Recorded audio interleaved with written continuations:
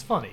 If you show me the outlines for these two shows, X-Men Evolution and Wolverine and the X-Men, and ask me, which one do you think I like better? I would clearly say Wolverine and the X-Men. Why? Because I love Wolverine, and compare these two. It looks like this is closer to what X-Men in the comics was. But X-Men Evolution, despite it being different, did offer something fresh and new, because we did have that amazing animated series that, to me, is always kind of definitive X-Men. You got the comics, and then you have the cartoon. Like, that's it. That's what they're all about. X-Men Evolution took it in a new direction and really was still faithful to what it was. Wolverine and the X-Men has a lot of the same people, so you would think they could maybe do it again, but bizarrely, that's kind of the problem. I think they maybe might have needed a new team because it's either too similar to what the previous one did, or not similar enough to what I expect from X-Men. Okay, don't get me wrong. It's hard for me to say this is a bad show because you can see the effort, you can see the dedication, you can see these people do understand X-Men. Again, some of them came from X-Men Evolution, but I get the feeling with the direction the movies were going and what probably studios said they wanted them to focus more on, something got lost in translation, giving us something that isn't an awful X-Men show, it's just another X-Men show. Like, not many things stand out about it. The series actually begins almost like a predecessor to X-Men Evolution. Yeah, this is kind of like Ang Lee's Hulk and the Incredible Hulk. Like, they're not direct sequels, but you kind of can see them that way. There's some things that don't match up, but if you want to see this as a follow-up, it's not that big a stretch. The X-Men are a tight-knit team, all established at Xavier's School for the Gifted, when suddenly an explosion happens. Nobody knows what caused it, but suddenly Xavier and Jean are completely gone, out of the picture. They're presumed dead. Heartbroken by this, the team just splits up and decides to go their separate ways. All that changes though when Wolverine starts to get visions from Xavier, and naturally he asks, where is he? What happened? What's going on? Well, it turns out this is Xavier from the future. Yeah, stay with me. He says everything is terrible, it's apocalyptic, the Sentinels have taken over. Yeah, tell me if you've heard that before. And only Wolverine and the X-Men can stop it. Wolverine tries to get the begrudging team together, but a lot of them are very resistant. Some, yeah, okay, do jump aboard pretty fast, but others just don't want to relive that pain anymore. It's just too traumatic, and yeah, get used to that kind of talking. Everyone's pretty melodramatic in this, which, again, is kind of X-Men, but, you know, they told a few jokes here and there. On top of the concerns that Senator Kelly is, in fact, starting a Sentinel program, we also got Magneto to worry about. Or do we? Magneto has apparently set up a haven for mutants on Genosha, a private island sanctioned by the government where mutants can go and just be themselves. With both sides claiming they want peace, but very clearly planning something else, it's up to Wolverine to step up as leader, get the X-Men together, and stop this apocalypse from happening before the apocalypse happens, which, spoiler, it doesn't. They never get a season 2. So I do give props to this creative team for trying to do something that's a little different, but also go back to the roots of what X-Men is, getting dressed up in costumes and stopping Sentinels and apocalyptic futures, and a lot of them are a lot more grown up now, and yeah, I see what they're trying to do. But again, it's hard not to feel the influence of the movies on this show. Wolverine really exploded as a character. I mean, yeah, he was already popular, but in the movies, he was basically the main character. In a comic or a show, you can spread it out a little bit, and they did that. It was called X-Men, not Wolverine and the X-Men. You know this is something that the studio said we have to do because of his popularity. He has to be in the title. So the idea of making him a leader is odd. Granted, they do acknowledge that. Like, he doesn't want to be a leader. He doesn't think he's qualified. He has too much of a temper and sort of rages on everything. He's too impulsive. But I guess they make Cyclops even more impulsive and angsty and just really feeling down that Jean is gone. Oh god, I am so sick of this character being defined by what he thinks of Jean. Like, this didn't really work that great in the third X-Men movie, and it's not working here either. And yeah, while we're at it, Beast seems a lot more like Kelsey Grammer, and man, I remember I said Magneto was really like in the movies in X-Men Evolution, but he is just so much more like him here. Like, you just swear they are drawing him and getting voice actors that sound just like Ian McKellen. The idea of having Xavier talk to Wolverine and give him missions, again, I could see working for maybe something else. This has a little bit of a Power Rangers feel to it, you know, like the big bald guy who you can see through is just a floating head giving you missions and bad guys to stop. But the stories in X-Men were more interesting in that. It works well enough in Power Rangers because, again, that is meant for more younger kids that just want a formula. X-Men didn't really have a formula except that there were people who hated mutants, and you kind of just go off at that. That was enough. The idea that Wolverine always has to check in with somebody to see what the next big baddie to fight is just didn't scream possibilities to me. The X-Men also take themselves way too seriously. Okay, we had an angsty rogue in X-Men Evolution, and sure, that is part of her character. She does have this angsty, dramatic past, and I thought they handled it very well in that show.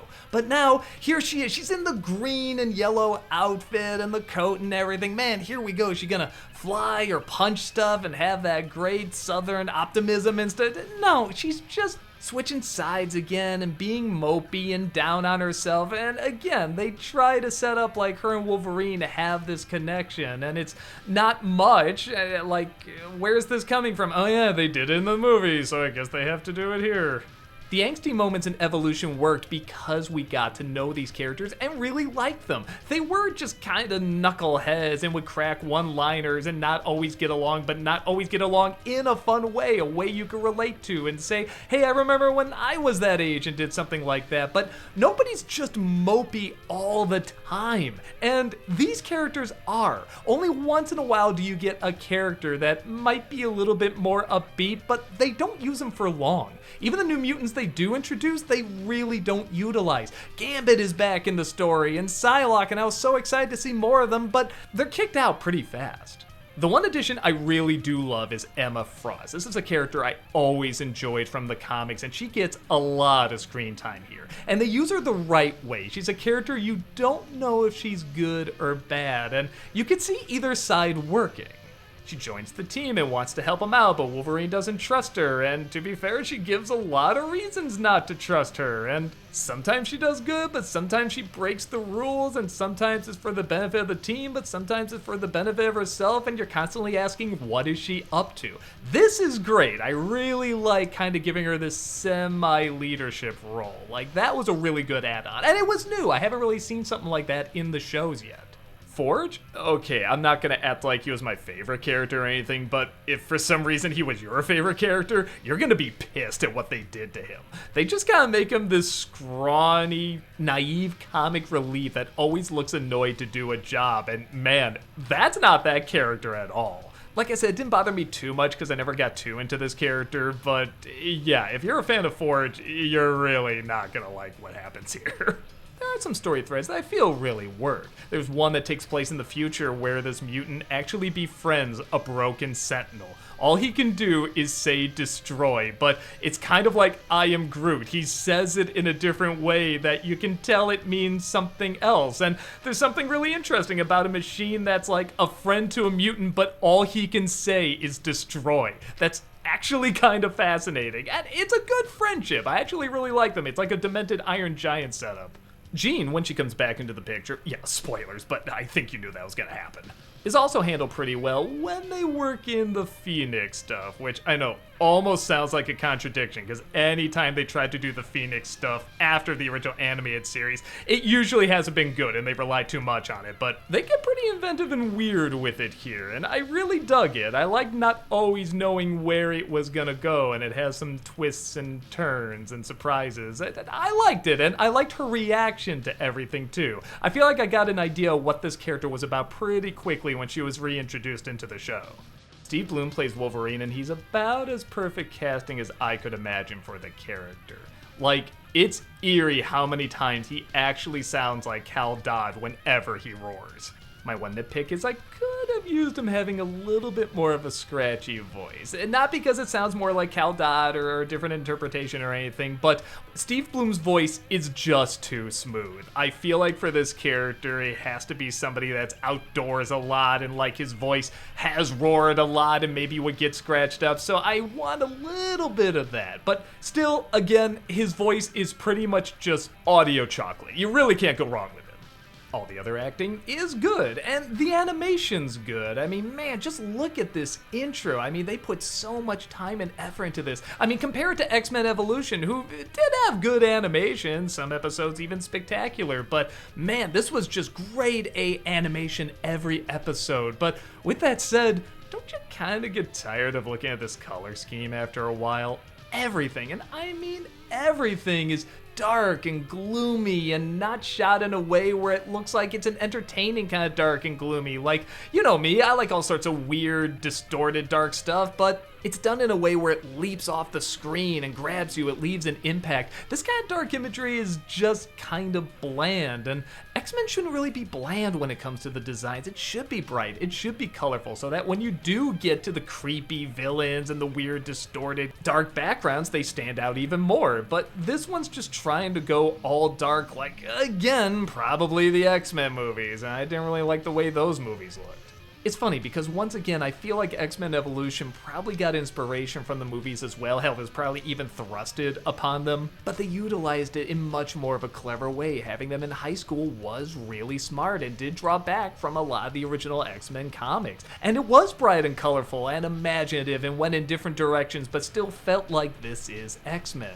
And this, yeah, I guess feels like X-Men enough, but is missing the excitement and the investment. And I think a big part of that is it's trying to be too overly serious. I like the characters in X-Men Evolution because they were fun, and they did have some good one-liners, and you can relate to them. I can't relate to anyone in this. It's like if Batman the Animated Series only had Ra's al Ghul as the villain. Like, he's a fine villain, but if you just got that all the time, you'd be bored. And instead of Batman and Robin and Batgirl, it's just Batman and another Batman. So yeah, you probably get the impression I really didn't like this show, and I can't say that. Like I said, I did always feel the effort. I could hear the effort with the acting. The animation was very good. But it just didn't have the excitement or heart that a lot of X-Men properties have.